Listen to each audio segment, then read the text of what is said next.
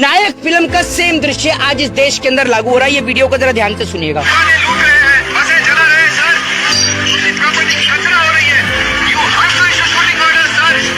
Shooting order देना होता तो कब का दे चुका होता। कुछ बसें जल्दी है तो जलने दो, दुकानें लुटती है तो लुटने दो। आज आपके कलेजे को ठंडक मिल रही होगी ना।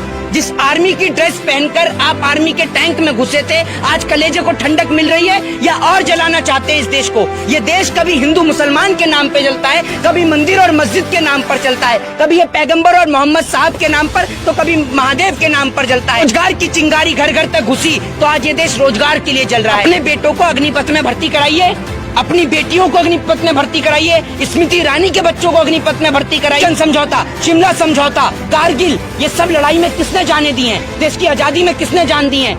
सब देश के गरीब माओ के बच्चे थे। कोई नेता का बेटा इस आजादी में शामिल नहीं था। कोई नेता का बेटा कारगिल की लड़ाई में शहीद नहीं हुआ। कोई नेता का बेटा जो है 1966 में शहीद नहीं हुआ। देश का नौजवान जो हिंदू और मुसलमान के नाम पर लड़ रहा था, पैगंबर मोहम्मद साहब और महादेव के नाम पर लड़ रहा था, आज दोनों एक दूसरे के कंधे पर हाथ रखकर एक साथ चलकर बोल रहे हैं कि आज लड़ाई मजहब की नहीं है, आज लड़ाई मंदिर और मस्जिद की नहीं है, आज लड़ाई है रोटी की, आज लड़ाई है तिरंगे की, आज लड़ाई है रोजगार की। थोड़ा सा भावुक हो जाएंगे, मीडिया लगा देगी, नरेंद्र मोदी जी रोए, मोदी जी हो गए भावुक, और उसके बाद में अंधभक्त जो हैं वो सब, देखा नहीं मोदी जी को कितना प्यार है देश से। मोदी जी रो गए आर्मी को लेकर। जो जिया जी कहेंगे मैं तो वही करूंगा। यही हाल इस देश की मीडिया का है। जो मोदी जी कहेंगे मैं वही कहूंगा। मोदी जी अगर दिन को रात कहें तो मैं रात कहूंगा, और अगर वो रात को दिन कहें तो मैं दिन कहूंगा। सबसे पहले एक फोटो आपको दिखाना चाहता हूं, उसके बाद एक वीडियो प्ले करूंगा, उसके बाद वीडियो को स्टार्ट करूंगा। ये फोटो कोई कश्मीर की नहीं है,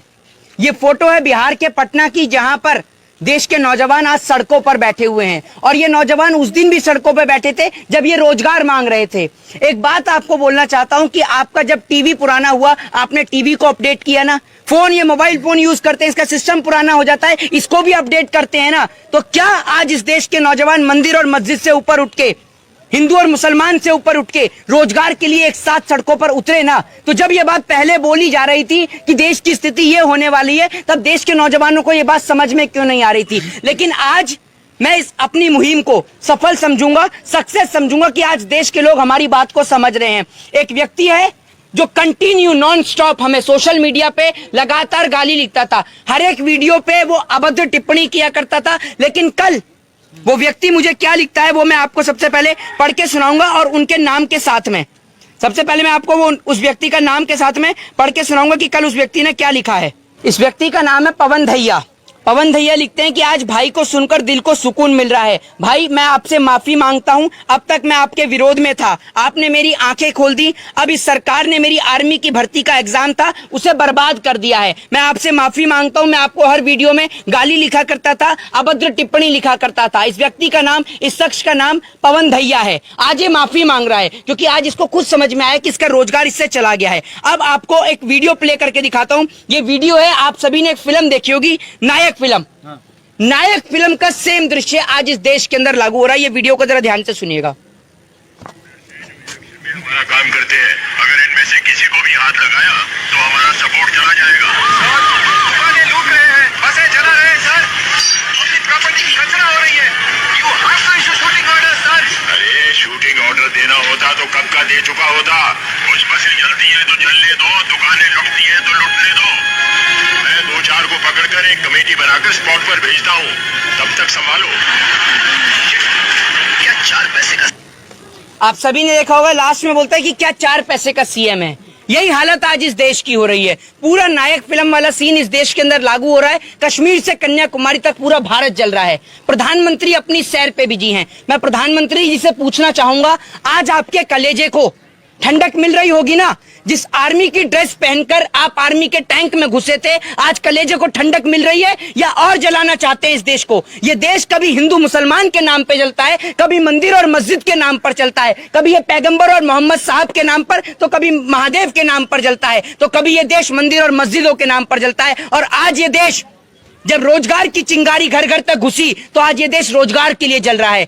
आपसे हम पहले ही बोल रहे थे कि ये देश की स्थिति देश में होने वाली है, लेकिन देश के रोतू प्रधानमंत्री अभी कुछ दिन में, जितना हमें सूत्रों से पता चल रहा है, कुछ दिन में प्रधानमंत्री जी टीवी चैनल पे आने वाले हैं और रोकर दिखाएंगे और रो के दिखाने के बाद बोलेंगे कि मेरा ये जो फैसला है, ये लोग योजनाएं जो हैं वो लोगों को समझ में नहीं आई। इसीलिए अब मैं इस फैसले को वापस लेता हूं। पहले आप पूरा देश जलाते हैं, पूरे देश में आग लगाते हैं, उसके बाद आप फैसलों को वापस लेते हैं। नरेंद्र मोदी जी को शर्म आनी चाहिए कि आज पूरा देश जल रहा है। आर्मी की भर्ती कोई देश के अंदर छोटी मोटी भर्ती नहीं होती है। आपने 4 साल से पहले तो एग्जाम नहीं निकाला, और एग्जाम निकाला तो आपने डायरेक्ट उनको 4 साल के लिए कर दिया। ये बताइए मुझे, बंदूक भी घर से लेके आनी है क्या? ये बता दीजिए आप मुझे, बंदूक भी घर से लेके आनी है। और कल को जब युद्ध होगा, कल को अगर लड़ाई होगी, तो अगर लड़ाई के अंदर सेना के जवान यूं कहेंगे कि भैया आप आगे जाइए पहले, क्योंकि आप पक्के हैं। मेरा क्या है, मैं तो 4 साल के बाद ड्यूटी पे हट जाऊंगा, तो मैं गोली क्यों खाऊं? आप जाइए, आप पक्के हैं। तो ये लोग, जो लोग देश से प्यार करते थे, देश के प्रति उनकी एक आस्था थी, देश के तिरंगे के प्रति एक सम्मान था, वो सम्मान पूरे देश के अंदर के लोगों में है। लेकिन वो लोग जो आर्मी के लिए तैयारी करते हैं, वो कई साल लगा देते हैं, अपनी जिंदगी की मेहनत को लगाते हैं, और तब जाके आर्मी की भर्ती में उनका सिलेक्शन होता है। तो क्या इस देश की सरकार, जो लगातार नौजवानों के साथ, उनके भविष्य के साथ खिलवाड़ कर रही है, क्या प्रधानमंत्री मोदी को यह चीज समझ में नहीं आ रही है?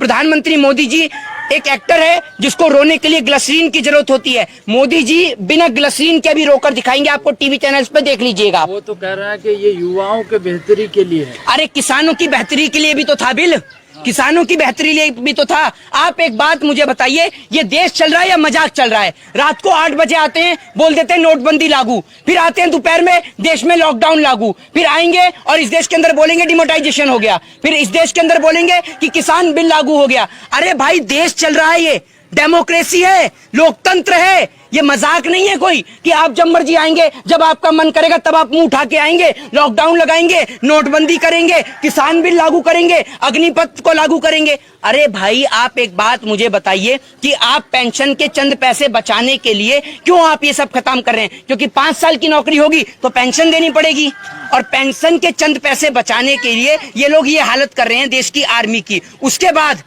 कुछ लोग इतने निर्लज लोग हैं, कुछ लोग इतने नीच लोग हैं, उनको कहूंगा वो देश के नौजवान जो है ना, उनको वाकई में ही, ऐसे नौजवानों को हिंदुस्तान में रहने का कोई हक नहीं है। ऐसे नौजवान तो वाकई में ही पाकिस्तान चले जाएं। कुछ नौजवान लिखते हैं इसमें भी, हिंदू और मुसलमान, कि ये लोग जो बस को आग लगा रहे हैं, ये लोग जो ट्रेन फूंक रहे हैं, ये मुसलमान हैं। अरे देश का नौजवान रोजगार मांग रहा है, देश के नौजवान को यह समझ में नहीं आ रहा, क्या एक आर्मी का सैनिक जब वो आर्मी से 4 साल के बाद निकल जाएगा, ऑटो रिक्शा ड्राइव करेगा और पीछे लिखवाएगा पूर्व सैनिक, तो क्या आपको ये अच्छा लगेगा? बताइए आप मुझे। आपने देश के अंदर आर्मी का मजाक बना दिया है, देश के अंदर ये सब मजाक चल रहा है। मोहित जी, सरकार का तर्क ये है कि जो नौजवान तैयारी कर रहे हैं, वो उनको ये समझ में नहीं आ रहा है कि ये उनके फायदे के लिए लाया गया है। अरे सरकार को अगर इतना ही इसमें फायदा दिख रहा है, तो सरकार के नेताओं के बच्चे हैं या नहीं है, ये बताइए आप मुझे। या एक भी नेता का बच्चे नहीं है, सारे के सारे प्रधानमंत्री मोदी जी की तरह हैं, ये बता दीजिए मुझे।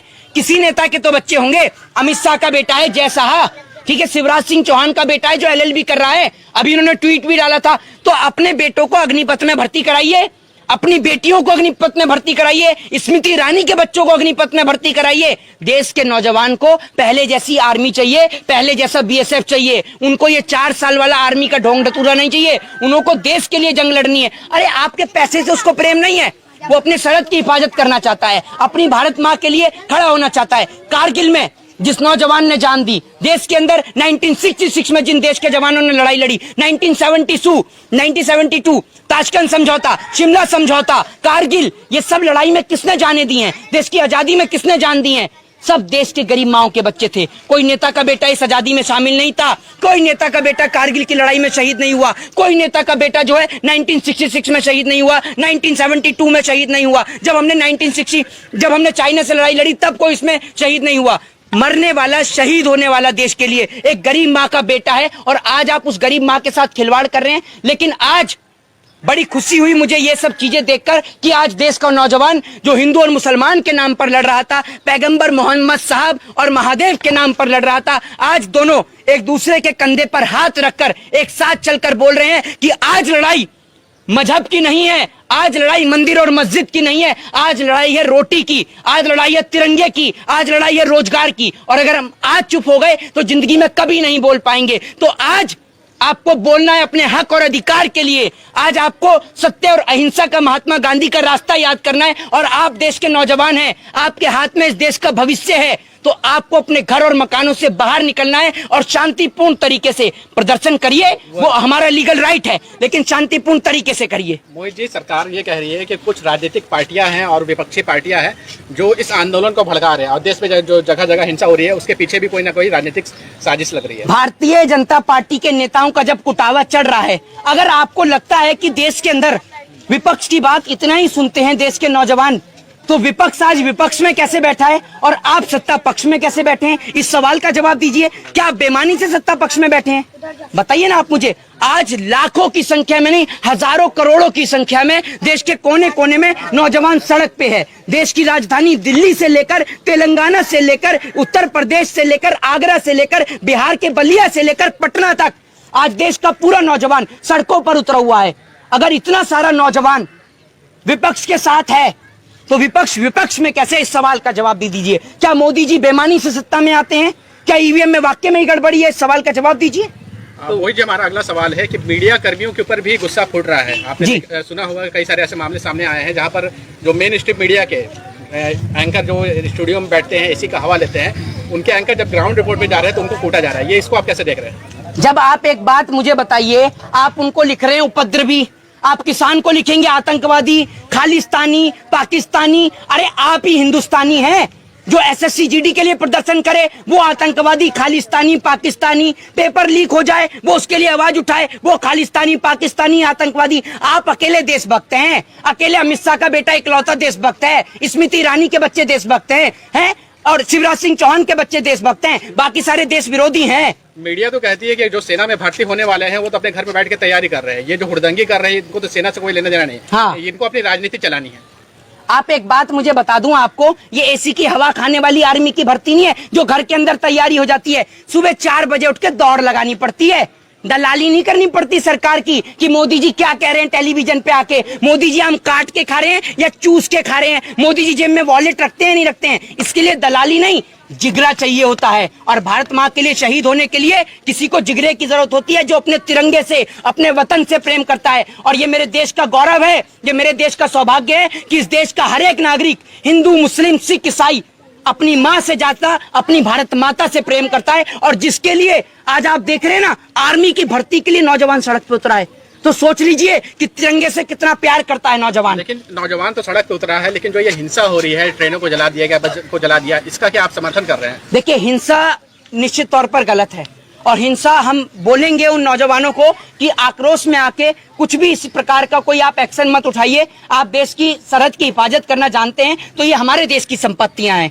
हमारे देश की संपत्तियों को किसी भी प्रकार की हानि और नुकसान ना पहुंचाए, क्योंकि हमारी लड़ाई सरकार के कानूनों से है। हमारी लड़ाई देश की सरकारी संपत्तियों से नहीं है। हमारी लड़ाई बसों से, ट्रेनों से नहीं है। हमारी लड़ाई सरकार के कानूनों से है और हम सरकार के कानूनों से लड़ाई लड़ेंगे, लीगल प्रोसेस भी करेंगे, कोर्ट तक जाएंगे और उसके बाद भी अगर हमारी मांगे पूरी नहीं हुई तो हम धरना प्रदर्शन और प्रोटेस्ट करेंगे। और जैसे 1 साल किसान आंदोलन का चला, ठीक उसी प्रकार से एक बार नौजवान देश के सड़कों पर बैठेगा शांतिपूर्ण तरीके से। हमारा एक सवाल और है कि ये मीडिया का भी चरित्र थोड़ा बदला हुआ दिख रहा है। अभी आप हाल में ही देखे होंगे कि नुपुर शर्मा के विवादित बोल के बाद कई जगह जो है प्रोटेस्ट हुए हैं और उसके बाद मीडिया जिस तरह से मुसलमानों पे हमलावर थे और बुलडोजर उनके घरों पे चल रहे थे, तो क्या लगता है कि जिसमें जो उपद्रव मचा रहे हैं, सारे छात्रों को नहीं बोल रहे हैं, लेकिन जो उपद्रव मचा रहे हैं उनके घरों पे बुलडोजर चलेगा?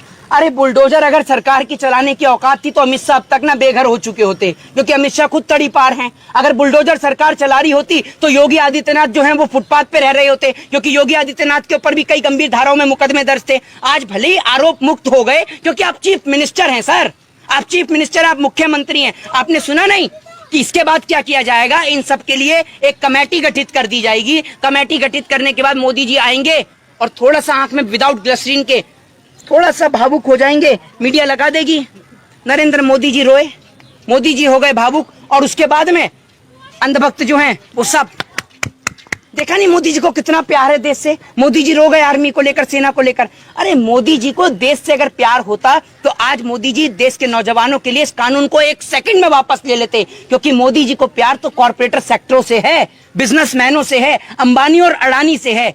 सेना के जवानों से उनको क्या प्रेम?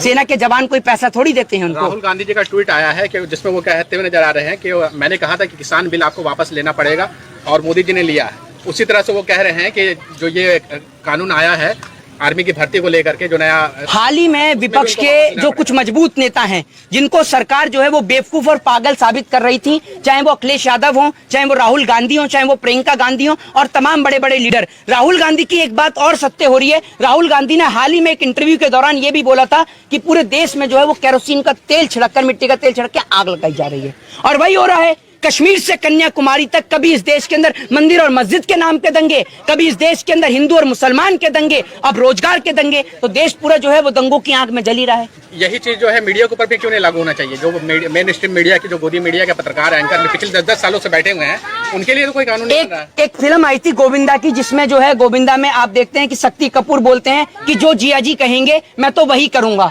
यही हाल इस देश की मीडिया का है। जो मोदी जी कहेंगे मैं वही कहूंगा। मोदी जी अगर दिन को दिन कहें, मोदी जी अगर दिन को रात कहें तो मैं रात कहूंगा, और अगर वो रात को दिन कहें तो मैं दिन कहूंगा।